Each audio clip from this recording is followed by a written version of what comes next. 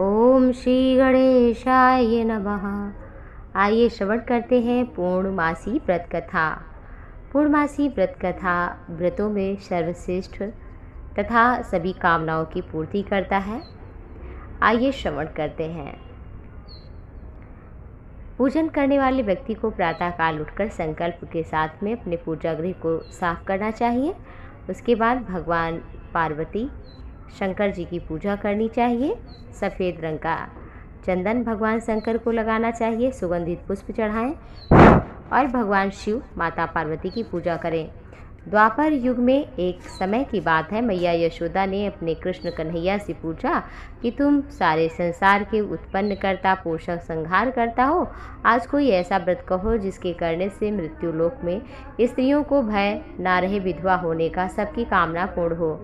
कृष्ण बोले, हे माँ, बहुत ही सुंदर प्रश्न किया है। मैं विस्तार से कहता हूँ। सौभाग्य की प्राप्ति के लिए स्त्रियों को 32 पूर्णमासी का व्रत करना चाहिए। इससे सौभाग्य अचल होता है, भक्ति में वृद्धि होती है। श्री कृष्ण बोले, इस भूमंडल पर एक अत्यंत प्रसिद्ध राजा चंद्रहास से पालित अनेक प्रकार के रत्नों से परिपूर्ण कातिका नाम की एक नगरी थी।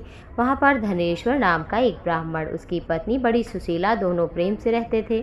धन धान्य की कमी नहीं, लेकिन उन्हें संतान नहीं थी, इस कारण उन्हें बहुत दुख था। एक समय एक बड़ा तपस्वी योगी नगरी में आया। वह योगी उस ब्राह्मण के घर को छोड़कर अन्य सब घरों से भिक्षा लाकर भोजन किया करता था।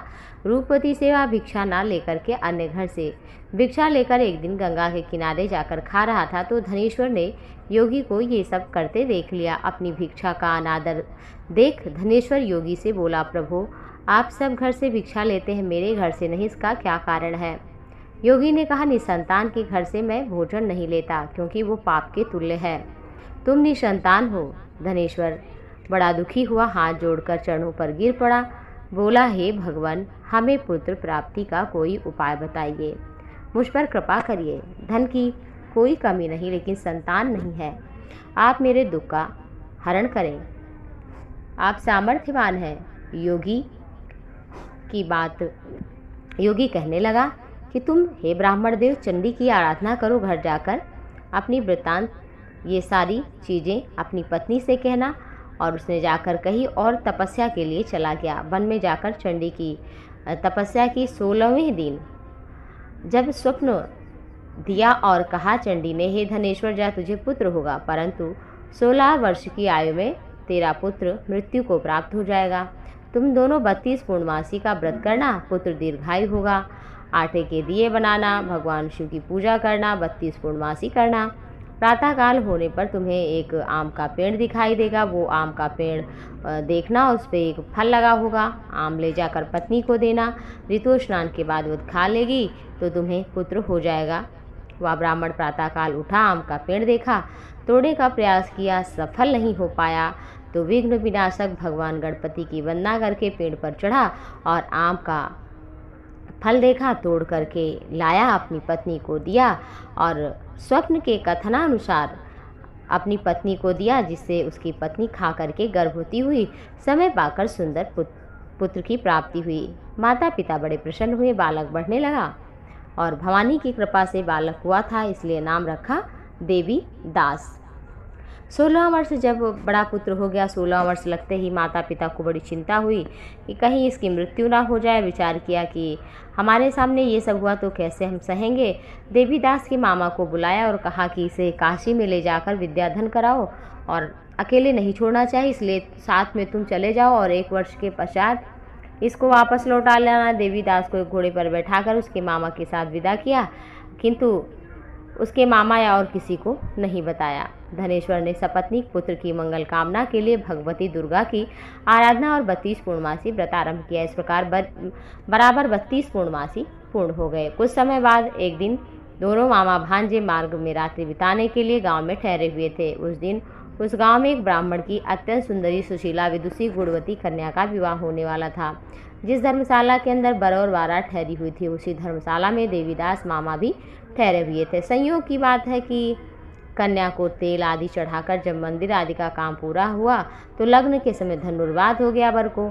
और फिर वर के पिता ने अपने कुटुंबियों से परामर्श किया कि ये देवीदास बड़ा सुंदर है, इसके साथ लगन करा दूँ, बाद में विवाह आदि के काम अपने पुत्र के साथ हो जाएंगे। ऐसा सोचकर देवीदास के मामा से जाकर बोला कि अपने भांजे को हमें दे दो। मामा ने कहा जो भी दान मिलेगा उस समय वो हम लेंगे। कहा ठीक है। और विवाह आदि का रात में विधि पूर्वक फिर संपन्न हुआ। पत्नी के साथ वो बैठा था, भोजन नहीं कर रहा था। बड़ा दुखी हुआ था कि किसकी पत्नी है और हमारे साथ विवाह हुआ, ये सब बातें सोचकर तब वधू ने कहा हे देव, क्यों आप दुखी हैं, आप परेशान हैं?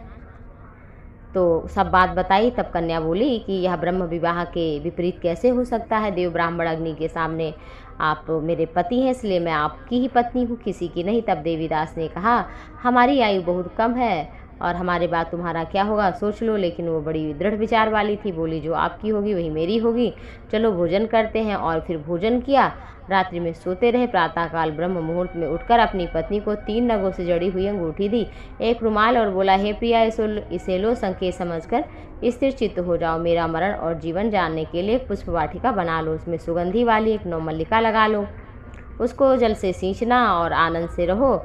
जब वो हरे भरे सूख जाए तो जानना मेरी मृत्यु हो गई, लेकिन अगर फिर हरे भरे हो जाए तो जान लेना जीवित हूँ। यह समझाकर चला गया। प्रातःकाल गाजे बाजे बजने लगे। विवाह आदि के कार्य के लिए वर और सब बाराती मंडप में आए तो कन्या ने वर को भली प्रकार देखकर कहा ये हमारा पति नहीं है, मेरा पति तो वही है जिसका रात्रि में मैंने पाणी ग्रहण किया है, इसके साथ मेरा विवाह नहीं हुआ है। यदि यह वही है तो बताए किसने मुझे क्या दिया है, और मधुपर्क कन्यादान के समय जो गुप्त बातें हुई हैं वो सब बताइए। यदि वही है तो, और फिर उसके पास तो कुछ था नहीं, गुप्त बातें वो कुछ बता ही नहीं पाया। पिता ने उसके अनुसार वर को बुलवाया। कन्या की सब बातें सुनकर कहने लगा मैं कुछ नहीं जानता। इसके बाद लज्जित होकर अपना मुंह लेकर चला गया। सारी बारात भी अपमानित होकर लौट गई। भगवान कृष्ण बोले हे माँ, इस प्रकार देवीदास काशी विद्या अध्ययन के लिए गया। जब कुछ समय बीत गया तो काल से प्रेरित होकर एक सर्परात्रि के समय उसको डसने के लिए आया और विषधर के प्रभाव से शरीर के चारों ओर विष की ज्वाला से विषैला हो गया। लेकिन पूर्णमासी के व्रत का प्रभाव था कि काटने ना पाया, क्योंकि उसके माँ ने पहले ही 32 पूर्णमासी व्रत कर लिया था। इसके बाद मध्याह्न के समय स्वयं काल वहाँ पर आया, उसके शरीर से उसके प्राणों को निकालने का प्रयत्न करने लगा, जिससे वह मूर्छित होकर पृथ्वी पर गिर पड़ा। भगवान की कृपा से उसी समय पार्वती जी के साथ श्री शंकर जी वहाँ पर आए। उसको मूर्छित दशा में देखकर पार्वती जी ने भगवान शंकर से प्रार्थना की कि हे महाराज, इस बालक की माता ने पहले 32 पूर्णमासी का व्रत किया था, जिसके प्रभाव से हे भगवान आप इसको दान दे दें। भवानी के कहने पर भगवान शंकर ने प्राण दान दिया और काल को जिससे पीछे हटना पड़ा। देवीदास स्वस्थ होकर बैठ गया। उधर उसकी स्त्री उसके काल की प्रतीक्षा किया करती थी। जब उसने देखा कि उस पुष्प वाटिका में पत्र पुष्प कुछ नहीं है तो आश्चर्य हुआ, लेकिन तुरंत ही हरे भरे हो गए तो जान गई जीवित है। अपने पिता से जाकर सारी बात बताई और कहा ढूंढिए। जब 16 वर्ष व्यतीत हो गया तो देवीदास भी अपने मामा के साथ इधर काशी से चल पड़ा। इधर उसके ससुर भी जाने ही वाले थे कि दोनों मामा भांजे नगर में आ गए, और लोगों ने बताया तो ससुर को जानकर बड़ी प्रसन्नता हुई। घर ले आए। नगर के निवासी भी बड़े प्रसन्न हुए और कहा इसी के साथ हमारी कन्या का विवाह हुआ था। लोगों ने भी हाँ कहा और फिर सभी नगरवासियों को आनंद हुआ।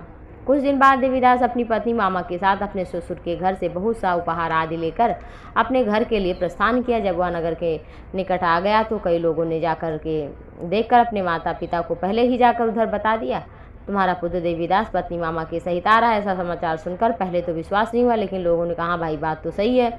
बड़ा आश्चर्य हुआ। थोड़ी देर में देवीदास ने आकर अपने माता पिता के चरणों में अपना सिर रखकर प्रणाम किया। उसकी पत्नी ने उसके साथ सास ससुर के चरण को स्पर्श किया। माता पिता ने अपने पुत्र वधू को हृदय से लगाया और दोनों की आंखों में प्रेमाश्रु आ गए। अपने पुत्र वधू की आने की खुशी में धनेश्वर ने बड़ा भारी उत्सव किया। ब्राह्मणों को बहुत सा दान देकर दक्षिणा देकर प्रसन्न किया। भगवान श्री कृष्ण कहने लगे इस प्रकार धनेश्वर 32 पूर्णमासियों के व्रत के प्रभाव से पुत्रवान हुआ। जो भी स्त्रियां इस व्रत को करती हुए जन्म जन्मांतर में वैधव्य का दुख नहीं भोगती, सदैव सौभाग्यशाली रहती है। मेरा वचन है, इसमें कोई संदेह नहीं है। यह व्रत पुत्र पौत्र को देने वाला, संपूर्ण मनोकामना को पूर्ण करने वाला है। 32 पूर्णमासियों के व्रत के करने से भगवान शिव अपने भक्तों की सभी मनोकामना की पूर्ति करते हैं, अन्न पुत्र धन देते हैं, लंबी आयु करते हैं, जो भी कामनाएं होती हैं मन में वो सभी पूर्ण करते हैं। और पूर्णमासी के दिन भगवान शिव की विधिवत पूजा करनी चाहिए और धूप दीप नैवेद्य मधु इत्यादि से उन्हें प्रसन्न करना चाहिए, भोग लगाना चाहिए। ये कथा अवश्य ही श्रवण करना चाहिए। इस दिन अधिक से अधिक भगवान के नाम का कीर्तन करें। दूध, दही, घी, शहद, मिष्ठान, जल, गंगा जल, बिल्वपत्र, शमी पत्र, अक्षत, जौ, गेहूँ, तिल, उड़द इत्यादि जो भी आपके पास हो। फूल सफ़ेद रंग के हों तो अति उत्तम है। सफ़ेद रंग का चंदन और सफ़ेद रंग के वस्त्र भगवान शिव की पूजा में धारण करें। संभव हो तो उसमें चाहे कुछ ही रंग अंश हो या हल्के कलर का वस्त्र धारण करें। इससे भगवान शिव प्रसन्न होते हैं, क्योंकि उनका रंग प्रसन्न वाला प्रिय रंग उनका वाइट सफ़ेद रंग का है। तो भगवान शिव आपकी सभी कामनाओं की पूर्ति करेंगे। ओम नमः शिवाय। हर हर महादेव।